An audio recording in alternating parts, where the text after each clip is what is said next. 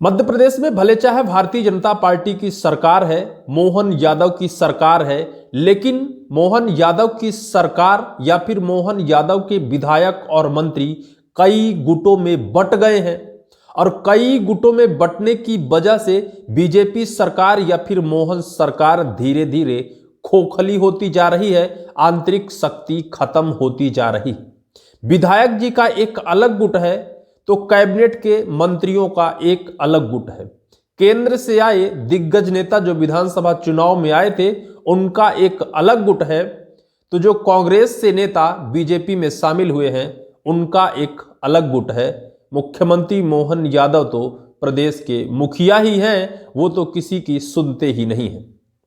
तो क्या यही गुटबाजी एक कारण है कि मध्य प्रदेश में बीजेपी सरकार खोखली होती जा रही है? बीते दिनों कैबिनेट की बैठक में मुख्यमंत्री मोहन यादव और उन्हीं के कैबिनेट के मंत्रियों के बीच में बहस छिड़ जाती है। बहस विकास कार्य को लेकर छिड़ जाती है। अंत में मुख्य सचिव अनुराग जैन के हस्तक्षेप के बाद वो बहस रुकती है और उस प्रस्ताव को पास किया जाता है। ज्योतिरादित्य सिंधिया बीते कई दिनों से सोशल मीडिया में सुर्खियां बटोर रहे हैं। कांग्रेस छोड़कर आए बीजेपी में ज्योतिरादित्य सिंधिया कहीं न कहीं आंतरिक मतभेद उनके बीच में कुछ और है और वो सुलह बीजेपी नहीं कर पा रही है। कहीं न कहीं मतभेद और जो आपसी रिश्ते खराब हैं, आज दिनांक तक बीजेपी और ज्योतिरादित्य सिंधिया के बीच में वो रिश्ते ठीक नहीं है। वहीं मध्य प्रदेश के कई विधायकों ने बीजेपी से ही बगावत कर दिया, बीजेपी के सामने ही चैलेंज बन गए। हाल ही में ज्योतिरादित्य सिंधिया लगातार वायरल हो रहे हैं। उनको लेकर कई तरह के सवाल जन्म ले रहे हैं। बताया जाता है कि जिस तरह सन 2018 में कमलनाथ की सरकार को गिराकर अपने 22 विधायक समर्थकों के साथ सिंधिया जी बीजेपी में शामिल हो गए थे, क्या उसी तर्ज पर पुनः बीजेपी को छोड़कर अपने 22 विधायकों को लेकर कांग्रेस में जाने वाले हैं? क्या कांग्रेस के पीसीसी चीफ जीतू पटवारी ने सिंधिया जी को ऑफर दे दिया है? क्या यह बात सत्य साबित होने वाली है कि सिंधिया जी पुनः एक बार बीजेपी को छोड़कर कांग्रेस में जाने वाले हैं? कहानी शुरू होती है जब सिंधिया जी कांग्रेस छोड़कर बीजेपी में आए थे।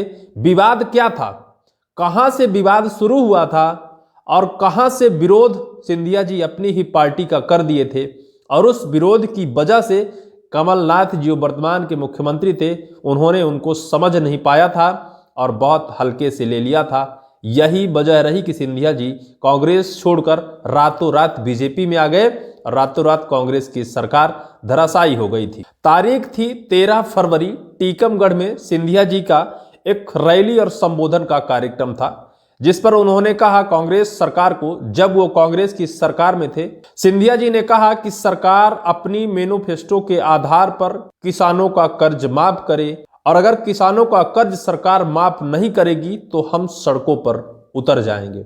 मध्य प्रदेश की बीजेपी में जो वर्तमान हालात देखे जा रहे हैं, यही हालात 2018 में कमलनाथ की सरकार के साथ हुआ था।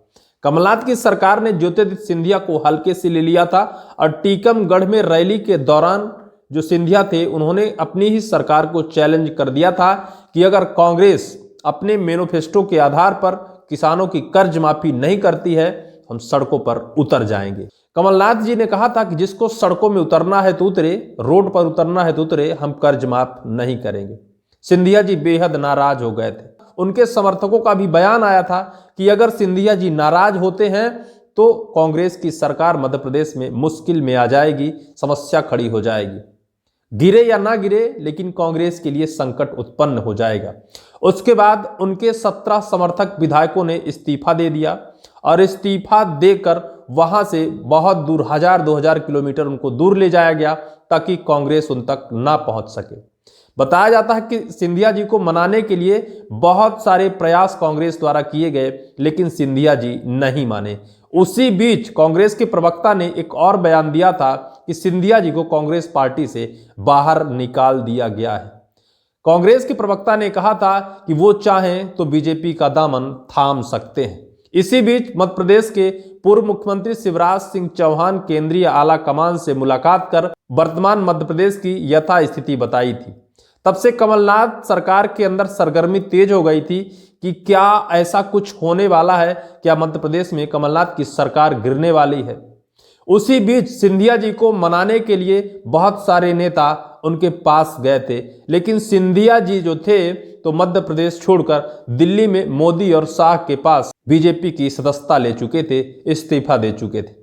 तब जाकर कमलनाथ सरकार को पता चला कि हमारे ही समर्थक, हमारे ही विधायक हमें छोड़कर जा चुके हैं और कमलनाथ सरकार गिर गई। कमलनाथ जी जाकर इस्तीफा पत्र दे दिया था, तब शिवराज की सरकार पुनः बन गई थी। क्या वर्तमान के हालात कुछ ऐसे निकलकर सामने आ रहे हैं? क्या सिंधिया जी पुनः अपने 22 विधायक समर्थकों के साथ बीजेपी छोड़कर कांग्रेस में चले जाएंगे?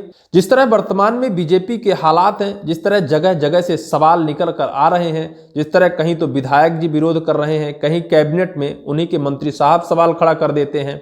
सिंधिया जी की ऐसे हालात हैं, सिंधिया जी के बयान और बीजेपी के बयान कोई कंपेयर ही नहीं कर पा रहा है। सिंधिया जी के बयान को बीजेपी संगठन द्वारा फर्जी और गलत साबित कर दिया जाता है। सिंधिया जी उनके बयान पर बयानबाजी नहीं करना चाहते हैं। अगर सिंधिया जी का कोई अपमान कर देता है, बीजेपी संगठन अपमान कर देता है, तो वो उसे दफन कर और चुप कर रह जाते हैं। क्या यह कलह कुछ आंतरिक कुछ ज्यादा है कि अचानक निकल कर आएगी? क्या अंदर ही धधकती जो ज्वाला है एक बार ऐसा फूटेगा कि शायद पूरी राजनीति की सियासत में हलचल मच जाएगी, जिस तरह 2018 में कमलनाथ की सरकार के साथ हुआ था? क्या बीजेपी सरकार के अंदर की हलचल इतनी ज़्यादा है कि बाहर जब निकलेगी तो हर कोई जान जाएगा कि ये सब कुछ क्या चल रहा था? हालात कुछ ऐसे हैं, कहीं ना कहीं यह बात भी सामने निकल कर आती है कि मध्य प्रदेश में बीजेपी के 163 विधायक हैं। अगर सिंधिया जी अपने 22 समर्थकों के साथ कांग्रेस में जाते भी हैं, तब भी बीजेपी का शायद कुछ बिगड़ने वाला नहीं है। लेकिन जिस तरह सिंधिया जी के हालात बीजेपी के अंदर आने के बाद हो गए हैं, कहीं उनकी कोई इज्जत और सम्मान नहीं है। वो आए तो थे मुख्यमंत्री बनने, आए तो थे कोई बड़ी जिम्मेदारी थामने, लेकिन यहाँ उनको एक छोटा सा पद देकर और कोने में बैठा दिया गया। कहीं तो पहले ऐसा था कि मोदी जी के साथ उनकी बार बार फोटो आया करती थी, लेकिन वर्तमान हालात ऐसे हैं कि उनके साथ ऐसा बिहेव किया जाता है, केंद्रीय आला कमान उनके बयान को फर्जी, झूठा और गलत साबित कर देता है।